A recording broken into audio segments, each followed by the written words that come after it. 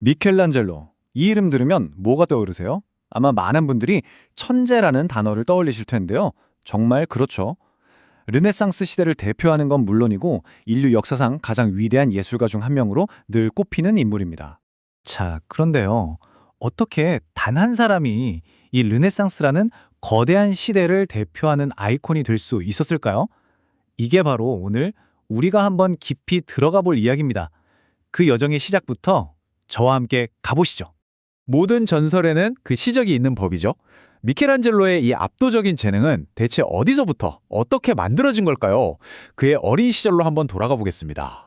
이 성장 과정 한번 보세요. 정말 놀랍지 않나요? 겨우 13살에 당대 최고의 화가 공방에 들어갔고요. 거기서 단 2년 만에, 그러니까 15살에 르네상스의 가장 큰 후원자였던 메디치 가문의 눈에 딱 띄게 됩니다. 이건 뭐 처음부터 남달랐던 거죠. 근데 그냥 재능만 있었던 게 아니에요. 그의 작품을 보면 그 사실감이 정말 압도적이잖아요. 그 비밀이 바로 여기에 있습니다. 인체에 대한 거의 집착에 가까운 탐구. 심지어 당시에는 금기시됐던 시신 회복까지 몰래 해가면서 근육 하나, 뼈 하나까지 완벽하게 파악했던 겁니다. 그러니까 차가운 돌덩이가 그의 손만 거치면 살아있는 것처럼 보였던 거죠. 자, 그렇게 단련된 실력으로 드디어 그의 이름을 역사에 새긴 첫 번째 거대한 작품이 탄생합니다. 이건 그냥 조각이 아니었어요.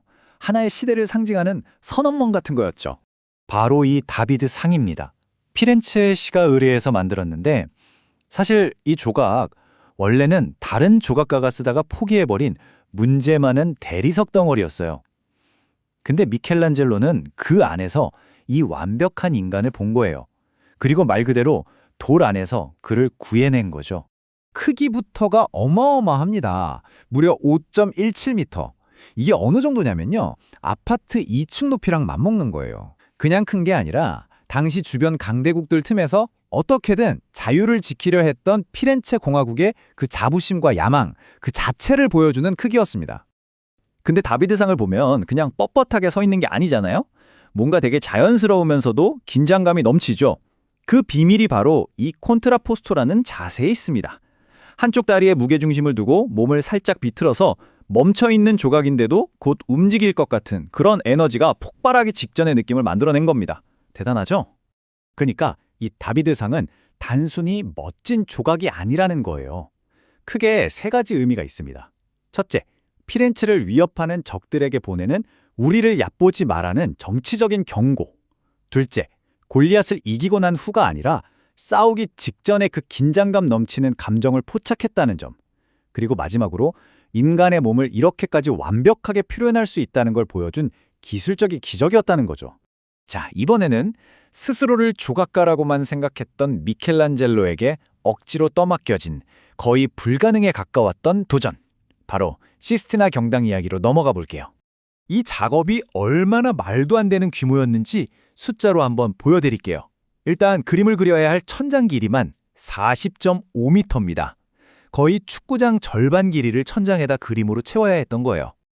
그리고 그 넓은 천장에 그려놓은 사람이 몇 명인지 아세요? 무려 300명이 넘습니다. 근데 그냥 숫자만 채운 게 아니고요. 이 한 명 한 명이 전부 다 다비드상처럼 해부학적으로 완벽한 하나의 걸작이었어요. 이 모든 걸 다 해내는데 걸린 시간 꼬박 4년입니다. 그것도 편하게 앉아서 그린 게 아니라 저 높은 천장에 매달려서 목을 꺾고 거의 누운 채로 물감이 얼굴에 뚝뚝 떨어지는 걸 참아가면서 4년을 버틴 겁니다. 오죽했으면 미켈란젤로 본인이 이 작업이 내 몸을 망치고 있다고 편지에 썼을까요?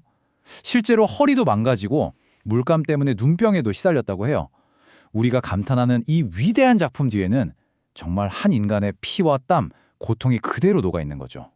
근데 미켈란젤로의 천재성은 여기서 끝이 아니에요. 우리는 보통 그를 조각가나 화가로만 알지만 사실 그는 위대한 건축가이기도 했고 심지어 시인이기도 했습니다. 그는 건물을 지을 때도 조각가처럼 생각했어요. 벽돌을 그냥 쌓는다는 느낌보다는 거대한 덩어리를 깎아서 공간을 만들어낸다는 느낌으로 접근한 거죠. 성 베드로 대성당이나 라우렌치아나 도서관 같은 작품을 보면 기존의 건축 상식을 완전히 깨버리는 그런 파격적인 시도들이 정말 많습니다. 특히 이 라우렌치아나 도서관을 보면 정말 기가 막힙니다. 보통 기둥은 벽 밖으로 튀어나와서 천장을 받치잖아요. 근데 여기선 반대로 벽 안으로 쑥 들어가 있어요. 그리고 저 계단 좀 보세요. 딱딱한 돌로 만든 건데 마치 용암이 흘러내리는 것처럼 보이지 않나요? 이건 뭐 건축의 규칙을 아예 새로 쓴 거나 마찬가지예요. 거기다 시도 썼다니까요. 그것도 500편이 넘게요. 그의 시를 읽어보면 우리가 아는 그 위대한 예술가의 모습 뒤에 신에 대한 믿음과 인간적인 고뇌 사이에서 끝없이 갈등했던 한 사람의 솔직한 목소리가 담겨 있습니다. 자, 이제 마지막 이야기입니다. 어쩌면 이게 미켈란젤로 예술의 핵심일지도 모르겠는데요. 바로 그의 미완성 작품들에 대한 이야기입니다. 바로 논 피니토라는 개념이에요. 말 그대로 끝내지 않았다는 뜻인데요. 일부러 작품을 미완성인 상태로 남겨두는 겁니다. 이걸 보면 마치 조각상 스스로가 저 거친 돌 안에서 빠져나오려고 발버둥 치는 것 같은 느낌이 들죠. 여기에는 아주 깊은 철학이 담겨 있어요. 완성된 작품이 하나의 정답을 보여준다면 미완성 작품은 보는 사람에게 무한한 상상력과 가능성을 열어준다는 거죠. 어쩌면 그 창작의 과정이야말로 진짜 예술이다. 뭐 이런 놀라운 생각이었던 겁니다. 결국 미켈란젤로는 우리에게 묻는 것 같아요. 진정한 천재성이라는 게 과연 완성될 수 있는 걸까? 하고요. 어쩌면 완벽한 결과물이 아니라 완벽을 향해 끊임없이 나아가는 그 과정 자체가 천재성의 본질은 아닐까요?